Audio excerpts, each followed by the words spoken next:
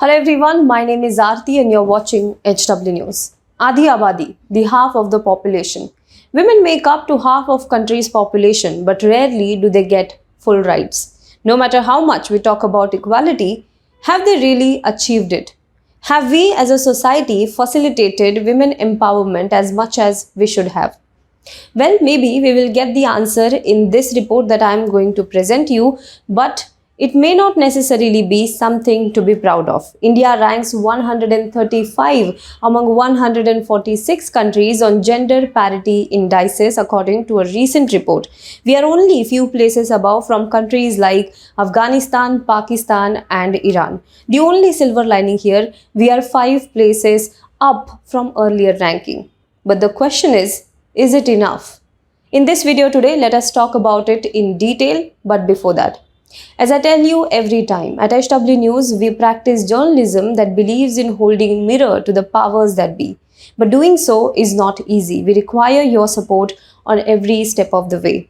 If you like our journalism, please support us. What can you do to support us? Please go to our website www.hwnews.in/subscribe us. There you will get different subscription options which are available not only for our readers but also for our viewers. You can choose any plan that suits your budget and pay us. Because when you pay, you help independent media like us not only survive but also thrive, to tell you the truth. Gender parity concerns relative equality in terms of numbers and proportions of women and men, girls and boys, and is often calculated as the ratio of female to male values for a given indicator. Additionally, in the context of gender equality, gender parity refers to an equal contribution of women and men to every dimension of life, whether private or public. Economic participation and opportunity, educational attainment, health and survival, and political empowerment. On each of the 4 sub-indices as well as on the overall index, the GGG, that is Global Gender Gap Index, provides scores between 0 and 1, where 1 shows full gender parity and 0 is complete imparity. The index aims at helping country form policies to close the gender gap. Let us look at how India fares on different sub-indices, but before that, few facts. India has approximately 662 million or 66.2 crore women. In 2022, India's overall score has improved from 0.625 in 2021 to 0.629 in 2022. India's 135th Global Gender Gap score has oscillated between 0.593 and 0.683 since the index was first compiled. In 2022, India scored 0.629, which is its 7th highest score in the last 16 years. Political empowerment. This includes metrics such as percentage of women in parliament, the percentage of women in ministerial positions, etc. Of all the sub-indices, this is where India ranks the highest, 48th out of 146. However, notwithstanding its rank, its score is quite low at 0.267. Some of the best ranking countries in this category score much better. For instance, Iceland is ranked at 1 with a score of 0.874. Moreover, India's score on this metric has worsened since last year, from 0.276 to 0.267. The silver lining is that despite reduction, India's score is above the global average in this category. Now, after cabinet expansion in 2021, India now has 11 female ministers out of total 78. This is the highest number in the last 17 years, but they have only 7% representation in the cabinet, whereas in 2014, Modi government had 6 women ministers, but their representation in the cabinet was 25%. Economic participation and opportunity. This includes metrics such as percentage of women who are part of the labor force, wage equality for similar work, earned income, etc. Here too, India ranks lowly, 143 out of the 146 countries in contention, even though its score has improved over 2021 from 0.326 to 0.350. Last year, India was pegged at 151 out of the 156 countries that were ranked. India's score is much lower than the global average, and only Iran, Pakistan, and Afghanistan are behind India on this metric. Between 2010 and 2020, the number of working women in India dropped from 26% to 19%.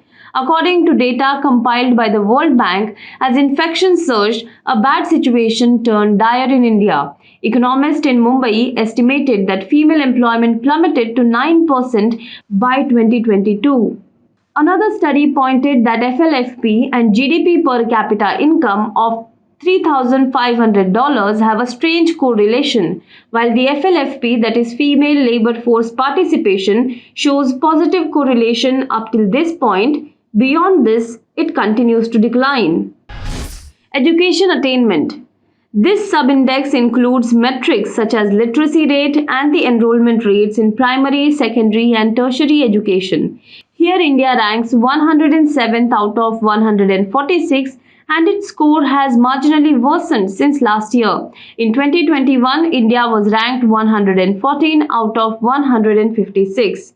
According to the National Statistical Office data, as of the year 2021, India's average literacy rate is 77.70%. The male literacy at India level in 2021 stands at 84.70%, whereas female literacy stands at 70.30%. The National Family Health Survey 2019-21, that is NFHS 5, points to a literacy rate among adult women, that is 15 to 49 years of age, at 71.5%, and adult men 15 to 49 years of age at 87.4%. On the other hand, a UNICEF report has pointed out that the dropout rate of girl children increased after the schools reopened after pandemic. Health and survival. This includes two metrics, the sex ratio at birth in percentage and healthy life expectancy in years. In this metric, India is ranked the last, that is 146th among all the countries. Its score hasn't changed from 2021 when it ranked 155th out of 156 countries. Incidentally, as many as 60% women in the country face trouble accessing health care for themselves. The findings of the fifth round of the National Family Health Survey have revealed 40.4% women reported non-availability of drug as a problem, while 39.2% of women reported a lack of health providers as a cause for not accessing health care.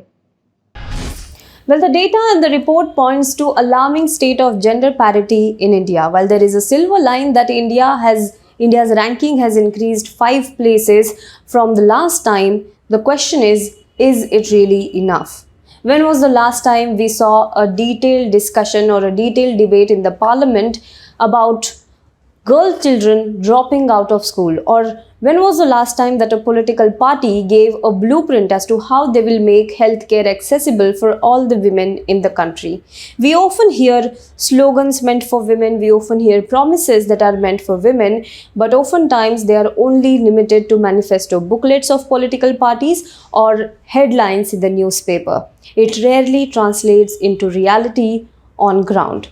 Do let us know what you think about this in the comment box below. For more news and updates, you can log on to www.hwnews.in.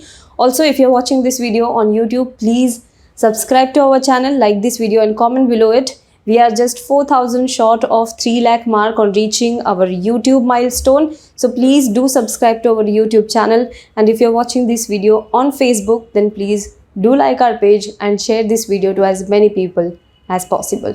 Thank you so much.